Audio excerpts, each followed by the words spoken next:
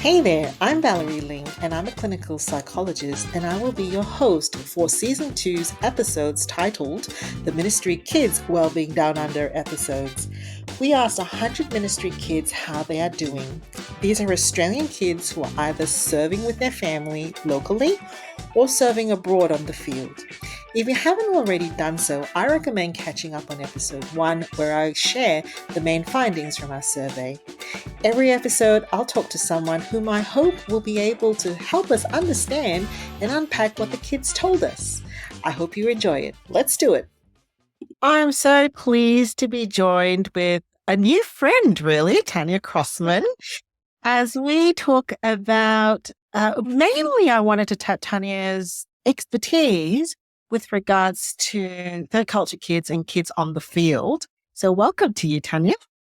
Thank you so much for having me. I'm excited to be here. Now, when we talk about research, I'm just in awe of your research. We're talking about thousands. We're talking spanning over several years. It's so rich. I tried to read all of the white papers that you've put out and it's so exciting that you have that much knowledge. And I'll be sure to be putting links into the episode as well. But thank you so much for the work that you've done. Tell us a little bit about you and what started this. Wow, what started this? I mean, I was a TCK with a corporate family. Like, my dad's job moved us around, but I didn't know that word, didn't know that terminology. And it wasn't until I was working as a youth worker with an international church in China. A friend had become a youth pastor. Was like, hey, you should come to youth group. And I'm like, no, I'm busy. I'm doing my own thing. And then I finally went and was like, oh, I feel so at home here. Right. And it took 2 years for me to realize that I was also a TCK. And it was because I was reading the TCK Bible, the Pollock and Van Rekken book. And I got to the bit on repatriation and went, oh, that's what happened to me. Right. And so a lot of my work is motivated by that penny drop moment, or when you realize that other people have been through what you've been through, that there is vocabulary, there is research, and there is stuff already out there that you don't know about. Whether you're a parent, you're an adult TCK, you're a TCK yourself, you're a cross-cultural kid with a different kind of background. Being able to provide people with information so they feel less alone and less lost on this journey to finding out who we are and how to move forward in life. Yeah, I can relate to that. So my brothers and I also, we were moved internationally because of my dad's work. We weren't in ministry or anything like that, but it was sitting at a missions member care conference going, oh, that's why my brothers and I experienced this. You know, I used to have because my husband and I, we've moved a lot as well. And we'd have this constant argument. He'd want to pack everything, like make sure that the new place. And I've learned to only pack my room and what can fit in these number of boxes, right? And I could never understand it until I realized, because that's how I've had to cope with loss. If I can contain it, and I was always told, right, you've only got this many boxes to take with you. So you've written 2 books. I've just read the most recent one, Thongs or Flip-Flops, Australian Kids Overseas and What Comes Next. I thoroughly enjoyed that, as well as Misunderstood, the Impact of Growing Up Overseas in the 21st Century. Yes. With regards to the work that you did, the research, I love how you talk about cautions and hopes, right? Because one can be tempted when we look at the research, and we're about to get into what you've discovered, to go, oh my gosh, this sounds like totally bad news. Folks would use kids and go. So I'm really looking forward to unpacking what we found with regards to what you found, cautions and hopes. But first, I'd love to understand adverse childhood experiences. Yes. What is this all about? So I work at TCK Training. I'm the Director of Research and International Education. Our founder and CEO, Lauren Wells, is a missionary kid herself. And when she went and started doing her studies, her real field of interest was prevention science. So there's just a whole field around what are the things that we can do as children are growing up to prevent issues in adulthood. So what are the interventions we can put in place? And so adverse childhood experiences is a field of study that dates back to the 90s, and there have been studies done ever since. Dr. Folletti and his team worked out that there are these 10 types of adverse experiences during childhood that can predict high risk for negative impacts in adulthood. So mental health, physical health, lifestyle issues, behavioral things, all kinds of stuff. The risks go way up when you have these 4 or more of these 10 adverse childhood experience during childhood. So half of them are child maltreatment. So that's abuse or neglect directed at the child.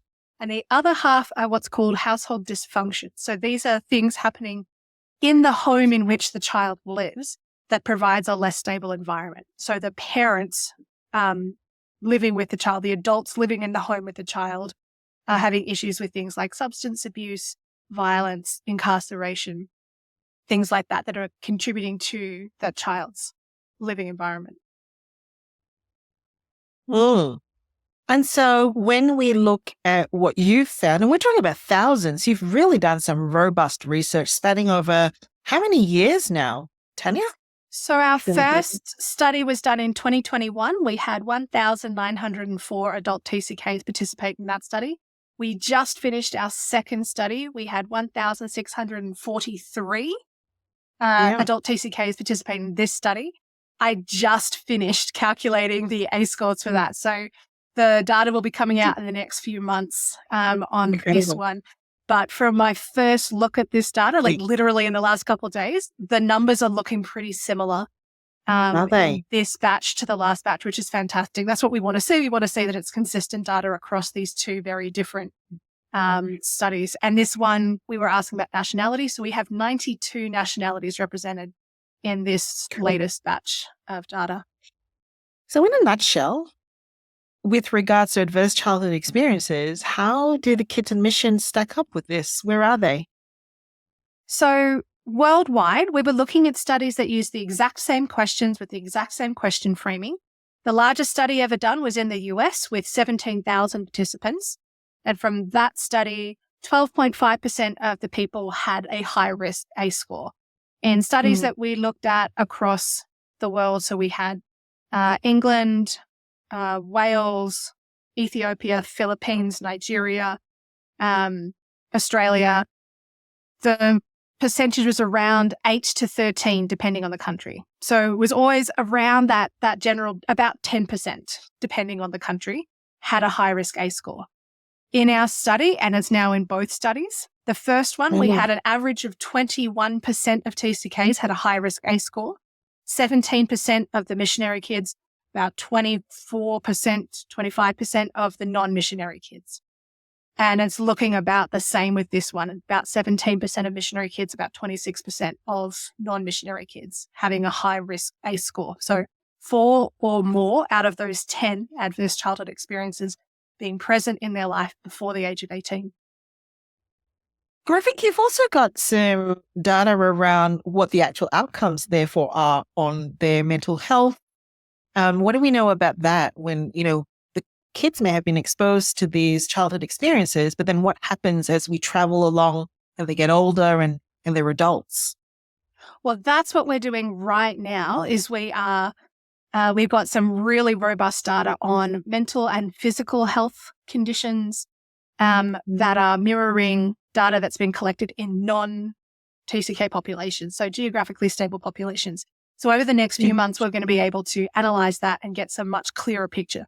What we've already seen as I'm starting to unpack this is high levels of anxiety and depression diagnosed in this population. So in the TCKs who had 4 or more ACEs, we're looking at half of that group being diagnosed with anxiety, half of that group being diagnosed with depression. And we'll have a lot more data coming out in the next few months. So there were some cautions to this. What are the top cautions that have come out of your research for, the faith communities, parents, and missions agencies to know about, Tanya? There were two main things connected with these high-risk ACE scores. One was high mobility. When young people were moving house or moving location significantly frequently, so we're talking 10 or more times before the age of 18, they were much more likely to have a high-risk ACE score. The other thing we saw was that the rate of a parent with depression or mental illness was extremely high. When we start looking at the youngest group, it was nearly 50% who had, so our Gen Z TCKs, nearly 50% said there was an adult living in their home who was depressed or had mental illness. And that was super connected to everything else. So one of the biggest cautions we have here is that we need to be looking after the parents, because they're the ones who are impacting the environment that kids are growing up in. A study done by the Truman Group back in 2012 showed that when you take out all the other factors, people who are working outside their passport country are 2.5 times more likely to report those internalizing conditions like anxiety and depression. And that's close to what we saw here, about almost exactly twice the number of TCKs said that they had an adult in their home with depression or a mental illness than we saw in any other study worldwide. The highest number worldwide was in the US, and that was 19%. In our survey, it was 39% said that there was an adult in their home with a mental illness.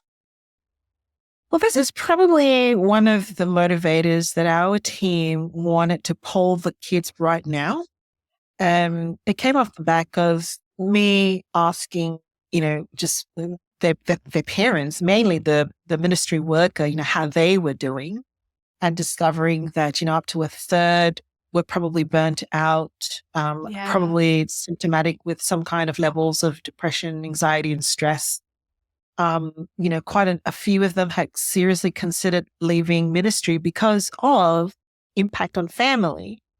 And as psychologists, everything that you've just said makes a lot of sense to me, because we know that when parents are suffering with mental illness, if they're under-resourced, if they're not doing well, then it can actually interrupt the parent and child connection as well. So we were curious, I suppose, to find out, how are the kids doing? Now, our kids, the sample was fairly young, the mean age 12, sort of between 10 to 14. And while 15% had endorsed symptoms or it would have met clinical threshold for depressive anxiety and stress symptoms, we were wondering whether what we're looking at is kids don't know what they don't know yet. And really the foundations that they need at this age, some of the symptoms and conditions that you're finding probably become more pronounced later on in life. Do you have any thoughts about that, Tanya? That's exactly what we've seen anecdotally, and it's part of why we really wanted to get data on the adult TCKs themselves. And one of the things that we're doing is we're looking at what do the numbers look like over the generations. So what's different for those born in the 60s, 70s, 80s, 90s? We're looking at the data for the boomers, the Gen Z, and everything in between, because some things have really changed. The question is how much of that is that the situation has changed over time, and how much of that is that they are changing how they see things.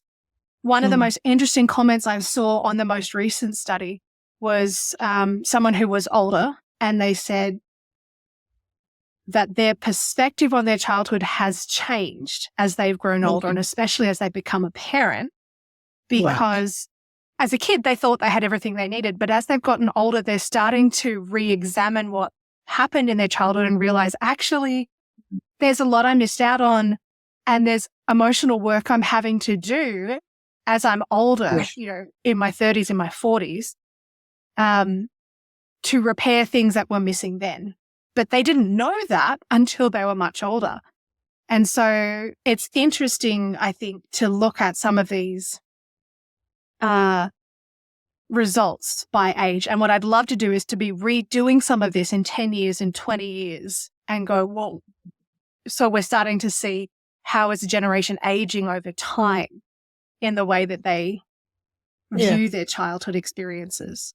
Yeah. Because one of the things we've seen is that a lot of the third culture kids take longer to do their processing, to go through their developmental milestones. So often they're still working out their identity and who they are in their early 20s, whereas someone else that they might be doing that work in their late teens. And so they're very, I think for a lot of ministry kids, their sense of identity is very invested in what their parents do.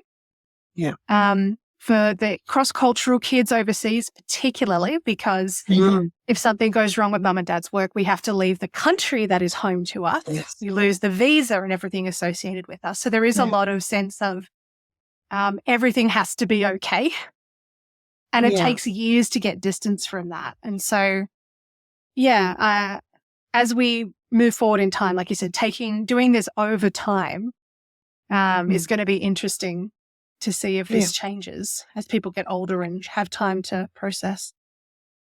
So I'd love for you to share with us, some of these that we've found. It's almost like, okay, we've got this early group now. It's only about 100 of them and 40 of them on the field, but we've got this early group.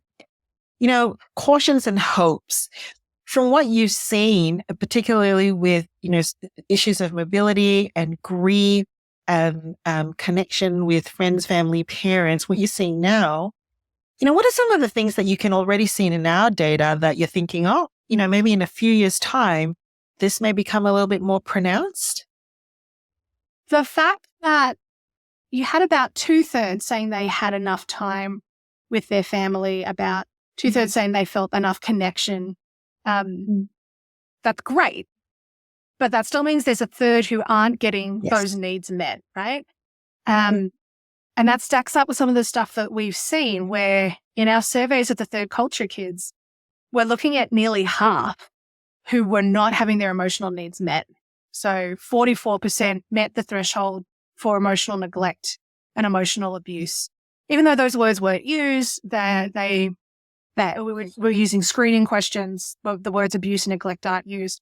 But, huge percentage, and 1/3 saying that they didn't feel loved by their parents. And, when you're a child, you just get through, you go through, you don't necessarily know that that's not the way it should be, right? There can be that sense of, I know my parents love me even if I don't feel it. Or I know my parents care about me even though I'm really craving that time together and it feels like everyone else is more important than me. And those things become part of the bedrock of how you see yourself and how you relate to other people, and it impacts you and your parenting. And what I've seen with a lot of the adults that I have coached and worked with as they grow up, once they have their own children and they realize what it feels like to make the choice to not be around their kids or to choose something else instead of their children. And then it all starts to become real in a different way, both in terms of compassion for their parents, of how difficult it was to make the choices they made, but also sometimes the other way around of how could they have made that choice when I was their child? And so when you fast forward 10 or 20 years, some of these children are going to have to reprocess what this looks like. It's really interesting, Tanya, because I think it's only when we looked at the open-ended questions, the comments, that we could see that the seeds were there. Like there's this need, I think, in younger children in general to, do right by mum and dad. They haven't fully individuated.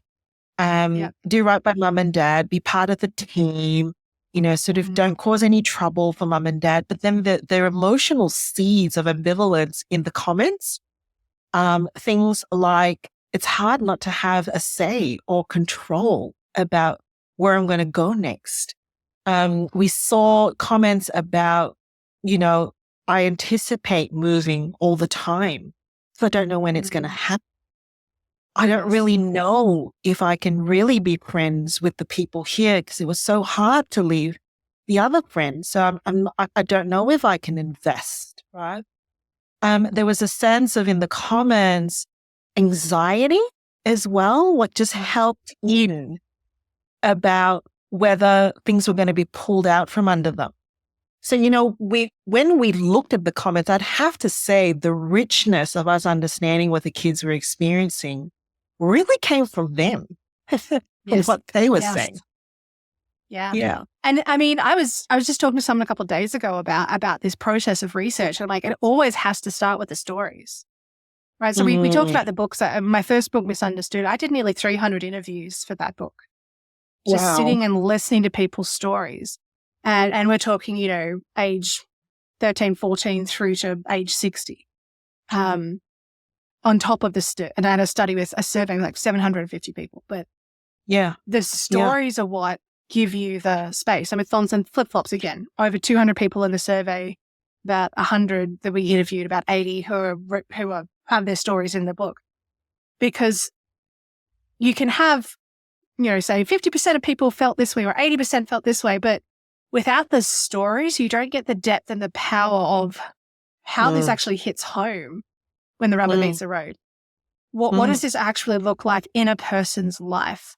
And by this point in my life, I have interviewed probably thousands of third culture kids about their stories and about their experiences. And so for me, every statistic, it's not just a statistic, it's people. I might not know all of the 1,600 people in this survey, the 1,900 people in the last survey, but I know 1,900 TCK, and I know where they fall in those statistics. And I'm seeing faces when I talk about this stuff. The stories really matter. Absolutely. So, we've got the cautions. We know that high mobility plus parents who are struggling, plus kids who are maybe not being followed up or sort of watched while they're on the field, and a range of other things. So there are some cautions there. What are the hopes, Tanya? What keeps us convicted that putting families in ministry who have kids and sending ministries across the globe who have kids is okay? What are the hopes? Well, I started Misunderstood with the hope, right? Because I do this, the whole team at TCK Training just does this because we actually do believe it's worth it. With Misunderstood, I gave the 750 people I surveyed, here's a whole list of different adjectives. Tell me which ones you resonate with for your childhood experience. And across the board, those high, grateful, thankful, wouldn't take it back if I could, was super high, right? Like 90, I think it was 92, 98% saying I wouldn't take this back if I could. Yeah. Even though there was still a significant percentage who had felt misunderstood, had felt some level of resentment, had had difficult experiences. They were integrating that experience and feeling also thankful to be a TCK, grateful for that experience, and I think we have to acknowledge that hard doesn't equal bad. We can go through hard things and it not be the end of the world. In fact, the research around resilience makes it clear that resilience is only created when we go through hard things, but we have to have supportive adults alongside us when we do that. So if we go through these hard things that we're talking about, these cautions, and children are not getting adequate parental support, then this leads to emotional fragility. And that's why making sure parents are really well equipped is so important, right? Because if parents aren't well equipped, they don't have the emotional bandwidth to meet their kids' emotional needs and to walk with them through these hard things. But when kids go through hard things with appropriate supportive adult, supervision and help to go through things, it leads to resilience because they learn I can go through hard things. And the next time I meet something hard, I can remember about these other things I went through and I'm going to be fine this time. And it actually makes them stronger overall. And so even the hard things don't have to be the end of the story. what the end of the story is if families aren't supported to go through these hard things together. Why we do what we do is because we want to provide that preventive care and that support to families so that when these speed bumps come up and we face these bumpy roads, we know how to go through it, because then we can get all the great things out of international life, right? There's so many benefits. The in additional worldview that we get and the open-mindedness. Again, in this new survey that's just come out, we had adult TCKs self-identifying what strengths they believe they have. And there's some incredible stuff there. 97%, I think it was saying, I can see both the good and the hard things. There's a lot of integration going on. And so, I think it's very clear that the adult TCKs themselves are doing the work to pull these threads together. And we want to make sure that we support them to get all those wonderful things, to be resilient and to integrate those experiences. I think we certainly saw that as well in our survey of the kids, just talking about the benefits, the privileges. They know that they get lots of discounts and, the opportunity to travel for cross-cultural kids as well. I actually thought they were really balanced, Tanya. I mean, if you look at the age of the kids, there's a real honesty in the balance of saying, actually, we think that our life is pretty interesting and not a lot of kids get these sorts of opportunities. And then at the same time, they express their desires. Now, the open-ended questions, we couldn't have influenced them very much because we basically just asked them openly, what would make you happy? And an awful lot of it came down to more time with parents. The ability to say hard things like how I really feel without being judged.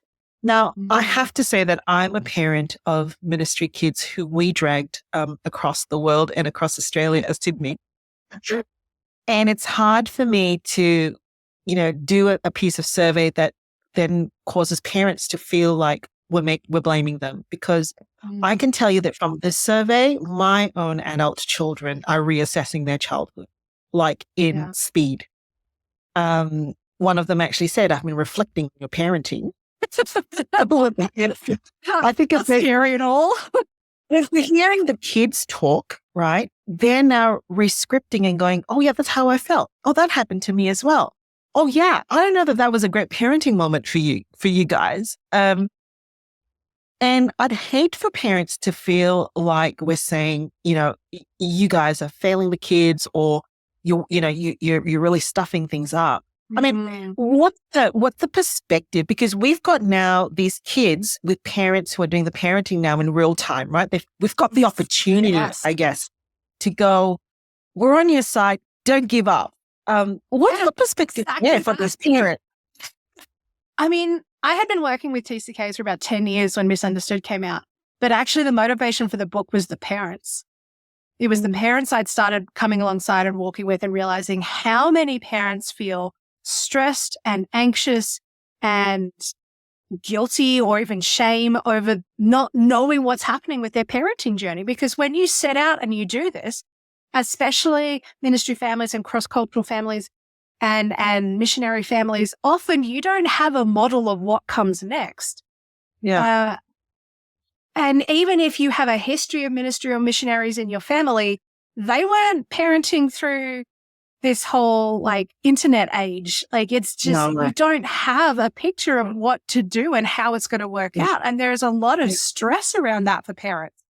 And so being able to say to parents, hey, 90% of people who grew up this way are thankful they grew up this way. Yeah.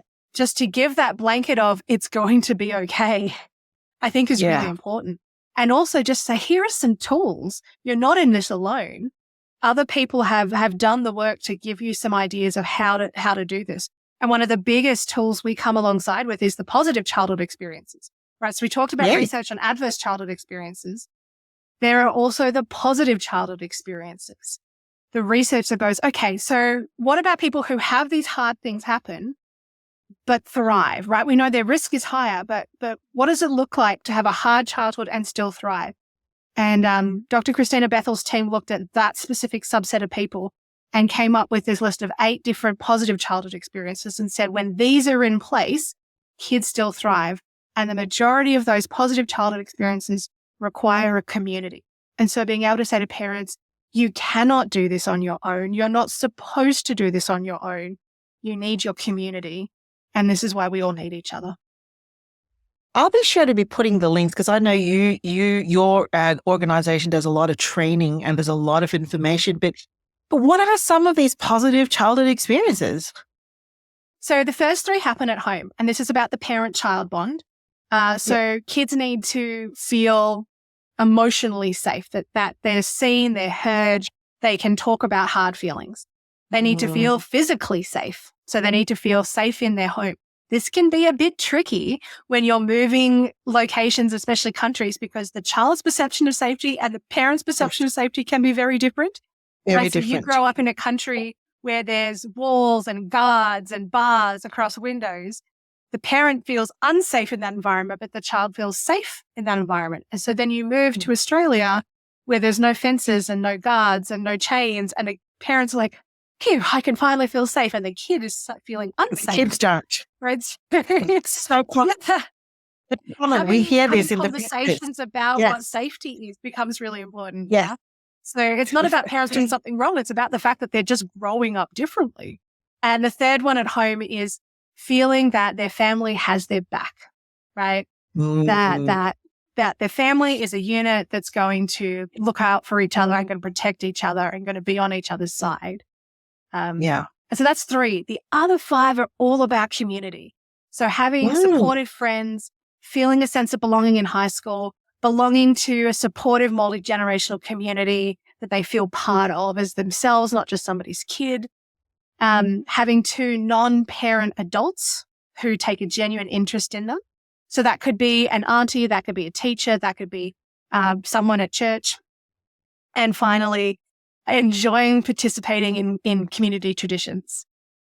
And so when you lay it out like that, these are just ordinary things that a lot of us, we just want to have that be part of our lives. It's not something out there and crazy. And so sometimes this can be extremely comforting that, oh, wait, these things that we do are the things that make our kids safer and protect them. Yes, they do.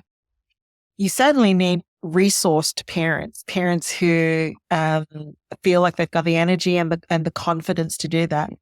So I'd love to wrap up this section and ask you, if there was a TCK listening to us right now, what encouragement would you want to leave with them?